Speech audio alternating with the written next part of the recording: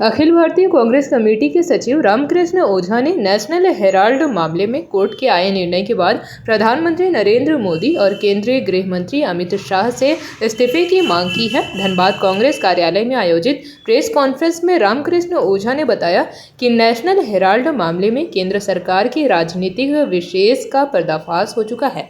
Court ने बता दिया है कि इस केस में कोई तथ्य नहीं है, गलत सबूत पेश किए गए। उन्होंने कहा कि केंद्र भाजपा सरकार नरेंद्र मोदी अमित शाह ने गांधी परिवार को बदनाम करने की साजिश रची थी।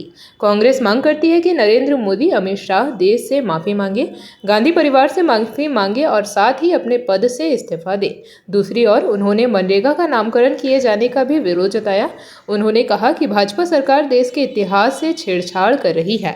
कांग्रेस के शासनकाल में शुरू हुई जल कल्याणकारी योजनाओं का नाम बदलने के साथ उनमें संशोधन करके कमजोर करने का काम किया जा रहा है। मनरेगा का नाम बदलना भाजपा की संकीर्ण सोच को दर्शाता है।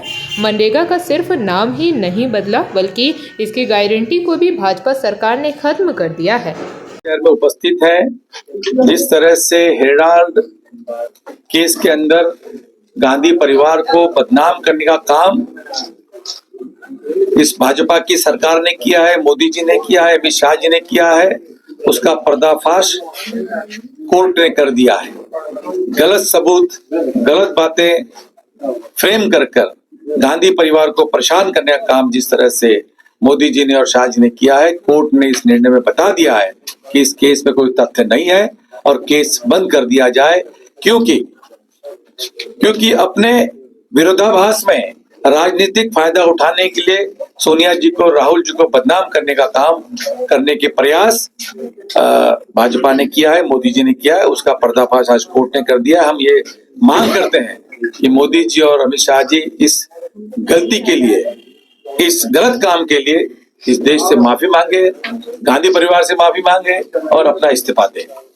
दूसरी बात मैं ये कहना चाहता हूं कि जिस तरह से लोकसभा के अंदर में बहुत ही जल्दबाजी के अंदर में मनरेगा का जो विधेयक है, उन्होंने नया विधेयक लाके, नया कानून लाके पास करने का काम जो किया है, उसका हम निषेध करते हैं। कांग्रेस का पार्टी उसका पुरजोर विरोध करती है। जो मनरेगा जनता के लिए, जो मनरेगा गरीब जनता के लिए, जो मनरेगा गरीब मजदूरों के लिए एक रोजी रोटी चलाने का काम था, जिस व्यक्ति के पास काम नहीं है उसके लिए कानून बनाया गया था कि जो व्यक्ति काम नहीं है, जिसके पास वो काम की मांग करे और 15 दिन के अंदर कांग्रेस भाजपा केंद्र की सरकार उसको काम की व्यवस्था करे। उस व्यवस्था को पूरा करने के लिए मनरेगा का निर्माण किया गया था, जिसके अंदर 90% खर्च मनरेगा के माध्यम से केंद्र सरकार करना था और 10% करती थी, और जो 10% खर्चा है जो राज्य सरकारें करती थी, और जो मटेरियल लगता था, सामान लगता था, उसमें 75% खर्चा केंद्र सरकारें करती थी। इसको निर्णय लेने की जो पावर दिए गए थे, अधिकार दिया गया था कि कहाँ काम कराना है, कैसे काम करना है, ये परिवार अधिकार ग्राम सभा को दिया गया था।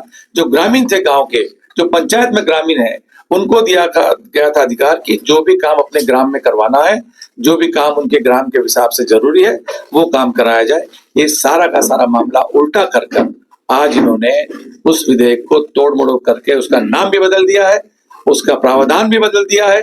उसके अंदर जो सरकार की तरफ से 90% आने थे, उसमें उन्होंने 40% राज्य सरकारों से मांगे हैं, 60% खुद देने वाले हैं केंद्र सरकार, और 40% मांगते हुए उन्होंने कोई भी राज्य सरकारों से बातचीत नहीं की है। ये इतना सारा पैसा कहाँ से आएगा, कैसे आएगा, ये कोई भी प्रावधान उसमें किया नहीं गया है।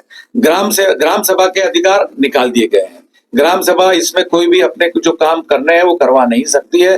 केंद्र सरकार इस पर निर्णय लेगी, इसकी पॉलिसी बनाएगी और साल के प्रथम में ये इसका निर्णय सुनाएगी हमें कौन कौन से कार्य करने हैं, जो कि ठीक नहीं है। क्योंकि ये जो देश के अंदर जो कार्य होने हैं, गांव में जो काम होने हैं, जनता के जो काम आने, दिल्ली बैठकर ये काम नहीं हो सकते। उसके अधिकार ग्राम सभा को दिए गए थे।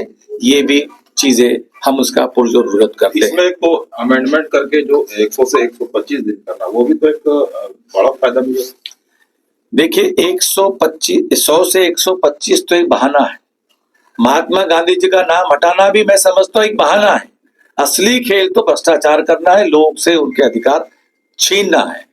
आप ये समझ लीजिए कि जब ग्राम सभा का अधिकार ही निकल गया, ग्राम सभा का अगर अधिकारी निकल गया है तो काम कौन देगा? काम तो वो देंगे, और किसको देंगे, किस राज्य सरकार को देंगे, तो फैसला उनके हाथ में है। जेपी भारत लाइव, भारत की बात जेपी के साथ। वीडियो को लाइक करें, शेयर करें और चैनल को सब्सक्राइब करें।